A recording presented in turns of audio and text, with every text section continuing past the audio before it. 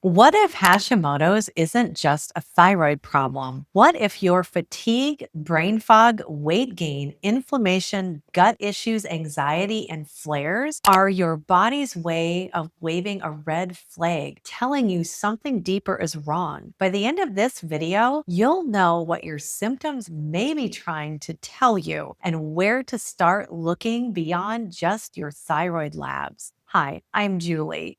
I'm a registered nurse, and I've lived with Hashimoto's and chronic fatigue myself for years. And one thing I wish more women were told is this: Hashimoto's isn't just about your TSH, your thyroid medication, or one normal lab result. Today, I'm going to show you what Hashimoto's may be really telling you about your gut, your inflammation, your stress, your nutrients, and your immune system. So you can stop chasing random symptoms and start seeing the bigger pattern. You're not imagining it.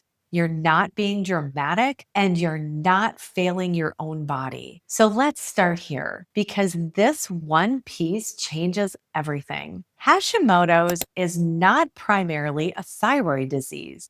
It's an autoimmune disease where your immune system is mistakenly attacking your thyroid tissue. The thyroid is the target, but the immune system is the driver. And that distinction matters more than most women are ever told. Because when your doctor runs a TSH and says your levels are normal, you're fine, they may be looking at the alarm and ignoring the fire. A proper Hashimoto's workup should include TPO antibodies, antithyroglobulin antibodies, free T3 and free T4, not just TSH. Because you can have Hashimoto's with a normal TSH. I know, because it happened to me for years. So if you've been dismissed based on one number, write those 4 tests down and ask for them specifically. And here's what I really want you to understand: Hashimoto's doesn't just live in your thyroid. It lives in your whole body. And the next 6 things I'm going to walk you through are the body systems it touches the most. When you're dealing with Hashimoto's, your nervous system is almost always involved. The constant immune activation, the fatigue, the anxiety, it keeps your body in a low grade stress response. It keeps your body in a low grade stress response that's very hard to switch off. Something that has helped me personally is wearing the Apollo Neuro Wearable. It uses gentle vibration frequencies to help shift your nervous system out of that fight or flight state. I only share things with you that I personally use and I trust. I'll leave that link in the description below so that you can take a look and see if it might be a fit for you. Now, this next piece is one that I wish I had understood years sooner. Your gut and your immune system are not separate conversations. Roughly 70 to 80% of your immune system lives in your gut lining. So when the gut lining becomes compromised, what researchers call intestinal permeability, it can set off a chain reaction that keeps your immune system in a state of constant activation.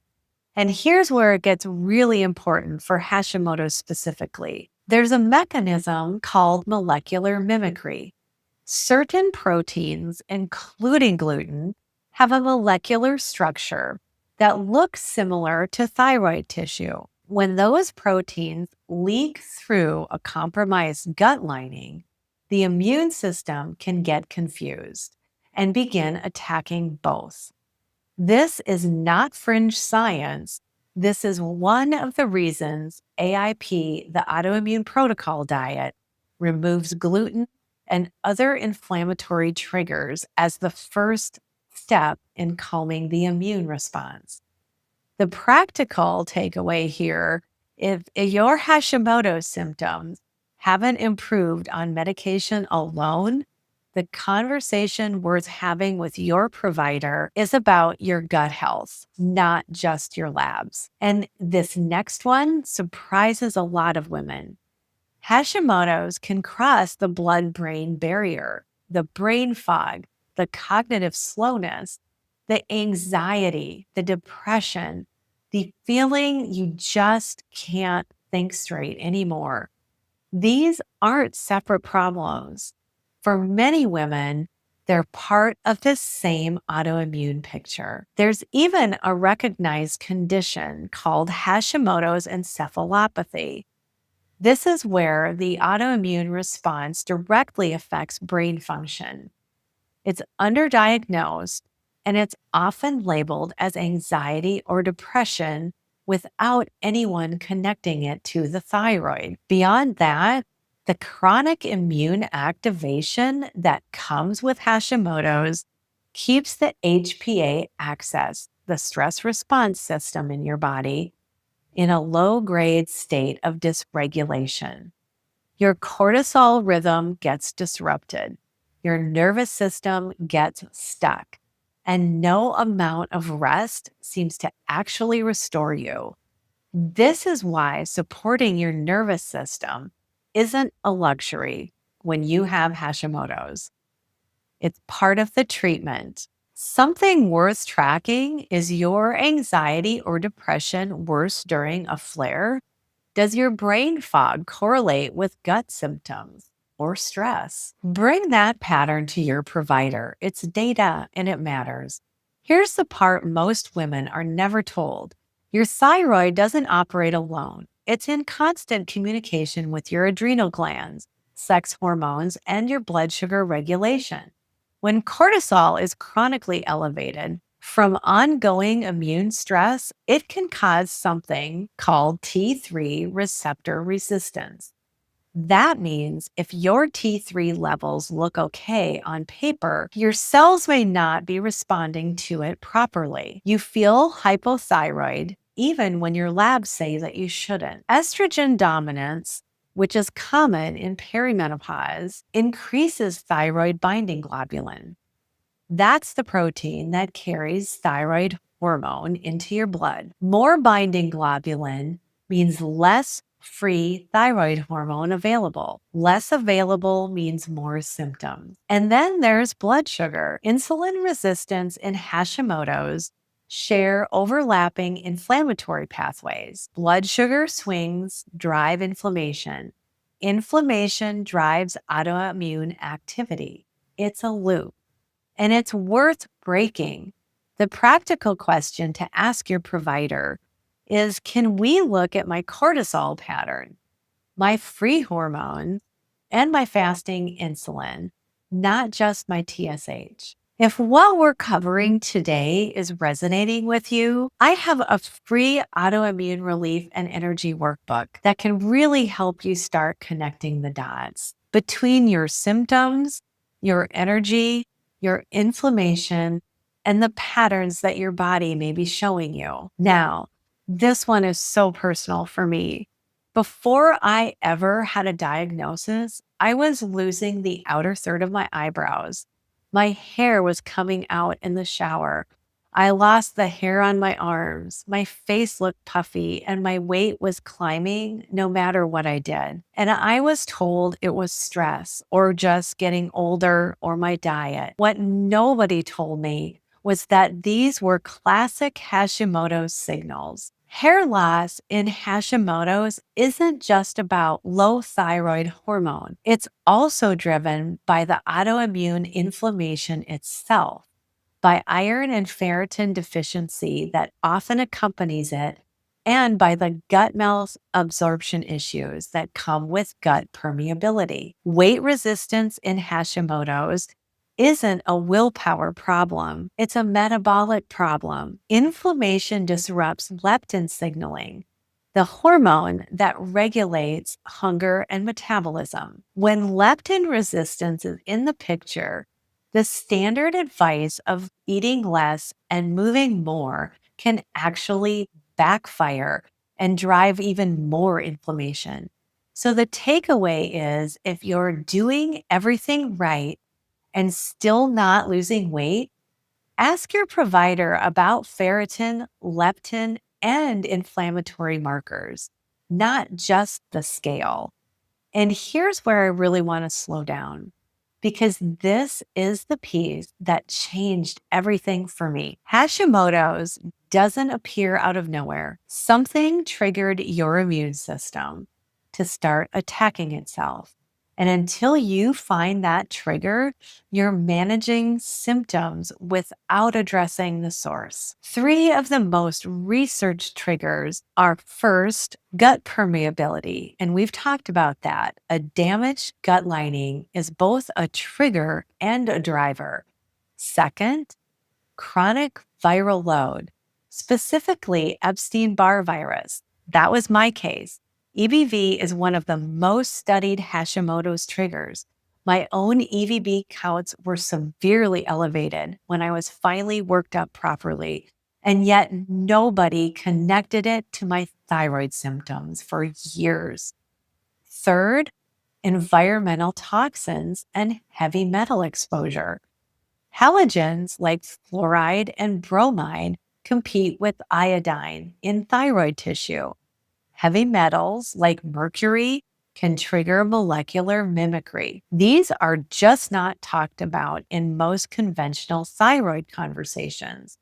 The question to bring to a functional medicine provider is this: can we investigate what may have triggered my autoimmune response, not just treat the symptoms it's producing? That one question can shift everything. And this brings us to treatment. Because medication is part of the answer, but for most women with Hashimoto's, it's not the whole answer. Standard treatment is levothyroxine, a synthetic T4.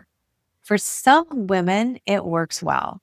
For others, it doesn't fully resolve symptoms because the issue isn't just low T4. It's poor conversion of T4 into the active form T3. T4 to T3 conversion happens primarily in the liver and the gut. If those systems are inflamed or compromised, the conversion suffers and you stay symptomatic, even on medication. Some women do better on combination therapy, a T4 plus a T3, or on natural desiccated thyroid, which contains both. This is a conversation worth having with a provider who understands the full thyroid picture. The functional layer looks like this: an AIP or anti-inflammatory dietary approach, gut healing, targeted nutrient support, selenium, zinc, and magnesium are among the most researched for Hashimoto's specifically. Stress regulation, sleep as a non-negotiable, and identifying reducing toxic load. Medication stabilizes the thyroid, but addressing the immune trigger is what creates real remission. And your body is definitely capable of that. You're not overthinking it. You're not too sensitive. And you're not running out of options. Here's what I want you to take away from today. Hashimoto's is an autoimmune disease first and a thyroid disease second. Your symptoms, your gut, your brain, your hormones, your skin, your weight, your nervous system, these aren't random problems happening at the same time. They're a pattern, and that pattern is your body asking for a different kind of attention. You deserve a provider who will look at the whole picture. You deserve a workup that goes beyond TSH, and you deserve to understand what's fully actually driving your symptoms, not just a number on a lab report. Please grab your free autoimmune relief and energy workbook below to start mapping your own symptom pattern. It's one of the most useful first steps that you can take.